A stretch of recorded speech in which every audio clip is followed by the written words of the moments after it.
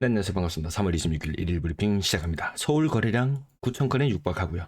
부산 거래량도 거의 3천 건에 달할 정도로 일일 거래량 증가 추세가 매섭습니다. 많은 전문가들은 연초, 작년 말만 해도 상저하고다. 왜? 별 볼 일 없거든요. 저는 연중 밋밋한 흐름을 보일 것이다. 왜? 올해 대출 60조 푸는데 특정 시기에 돈이 몰리는 것을 막겠다고 금융위원장께서 말씀하셨어요.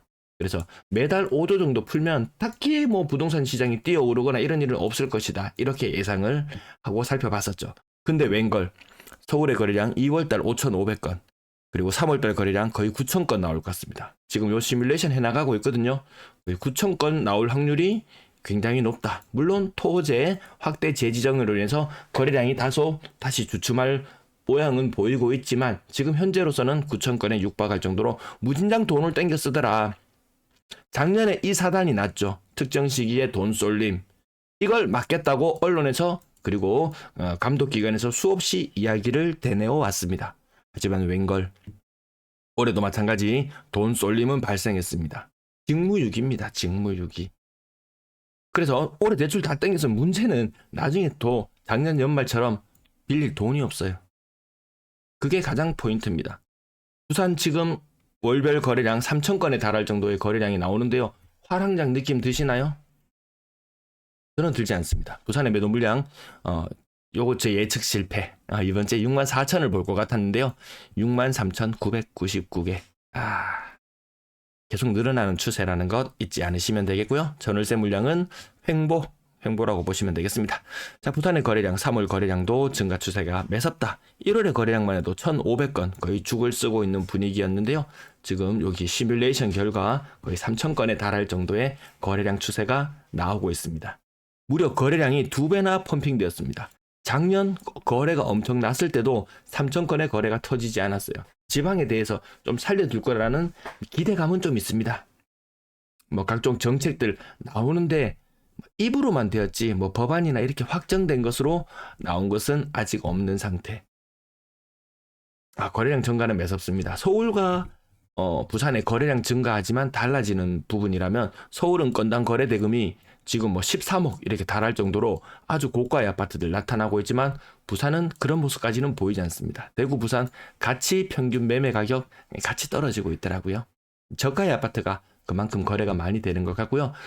돈 풀리는 규모가 항상 요 정도이기 때문에 이 이상의 큰 뭐 대단한 시장을 과거와 같은 이런 것들 일어나지 않습니다. 금융당국이 자기 할 일만 한다면 이런 일이 일어나지 않습니다. 이때 당시에는 언젠가요? 21년도에 가계부채 180조 증가했습니다. 작년에 60조 증가했습니다. 이런 식의 움직임입니다. 과거 같은 이런 시장은 없다. 일본이 잃어버린 30년 이렇게 가는 과정에서 대출 제한이 지대한 영향을 미쳤는데요. 우리 또한 마찬가지의 길을 가지 않을까 계속 그렇게 바라보고 있습니다. 6억 이상 거래량 그래도 다소 늘긴 했지만 월별 거래량 기준으로는 지금 작년 이만큼 분위기입니다. 근데 고가의 아파트 거래량은 그때의 절반 정도 수준밖에 되지 않는다. 뭔가 좀 분위기가 다릅니다.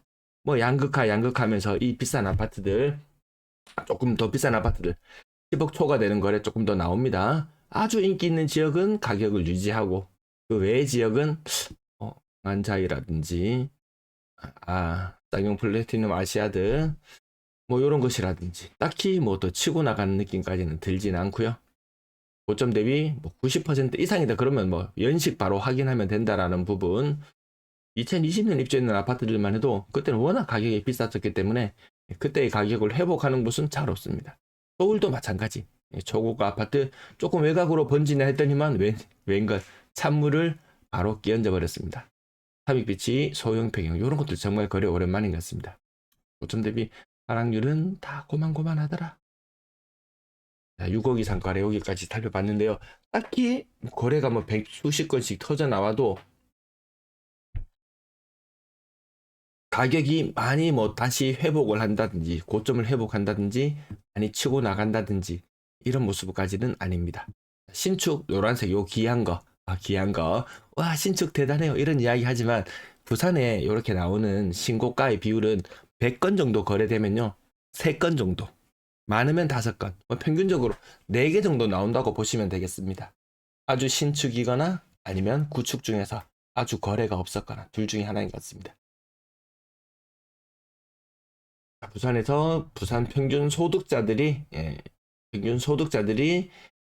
살기에 적당한 가격, 딱히 뭐 부채 크게 부담지지 않고, 기업들도 다 힘들다 그러고 막 여기저기에서 막 불난리까지, 한 달이 건너면 누가 뭐 피해를 입었다더라 이런 이야기도 들려오고, 아무튼 뭐 이런저런 피해 없이 무난하게 가시기. 노란색 오늘 4개 보이죠? 노란색 4개. 이 정도 신고가 비율입니다. 자, 실거래 가격 이 정도 가격 하단 내려오면은, 부산은 그래도 조금 대구에 비해서 양호한 편입니다. 대구는 정말 말도 못합니다. 이런 거 너무 많아요. 30년 이상 넘어가는 아파트들의 하락률이 40%에 달하는 게 많더라. 20년 정도 됐는 거 완전 신축 7억에 살래? 아니면 한 15년 됐는 거 4억에 살래? 이렇게 물어본다면, 저 같은 좀 합리적인 이런 타입은 빚 없이 4억짜리 사고 좀 여유 자금, 요게 조금 더 맞는 것 같은데, 아직까지 부동산 공화국 비싼 게 더 오르더라. 근데 우리는 작년에도 경험했고 이번에도 경험하지만, 비싼 게 더 오르더라 이야기할 때 님들이 살 수 있는 그 비싼 그 기준, 그게 아니더라고요. 양극화 뭐 사라고 이야기했지만, 그 양극화에 뭐 한두 개 더 가지고 뭐 있다고 해서 그 양극화의 그 위쪽에 님이 해당되지는 않겠더라고요. 자, 실거래 가격 이 정도까지 빠르게 훑어봤고요. 뭐 분양권도 요쯤 되면은 다음 달 거래량 150건 정도 될래나? 특이사항 없음. 아니 뭐 얼죽 신이니 뭐니 해도 분양권 중공업 미분양 물량 남아 돌아도요 안 사요. 왜? 많이 못 사요. 비싸서. 자, 비싼 게 좋다고 넙죽넙죽 잡을 만한 상황은 아니더라. 근데 매매 거래가 3,000건에 달할 정도인데 전세 거래가 3,000건 더 뛰어넘습니다.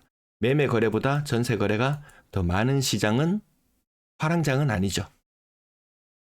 자, 뭐 월세하, 올해 아까 키워드 뭐 몇 가지 정리하면서 월세하니 뭐니 이런 이야기들이 있었는데, 작년 흐름과 비슷합니다. 제 작년은 또 재작년 흐름과 비슷하고, 딱히 뭐 언론에서 겁주는 그런 현상은 나타나지 않네요. 자, 평균 전세 가격 3월달 이제 거래도 한 이 정도 되면 40% 정도 이루어졌을래나?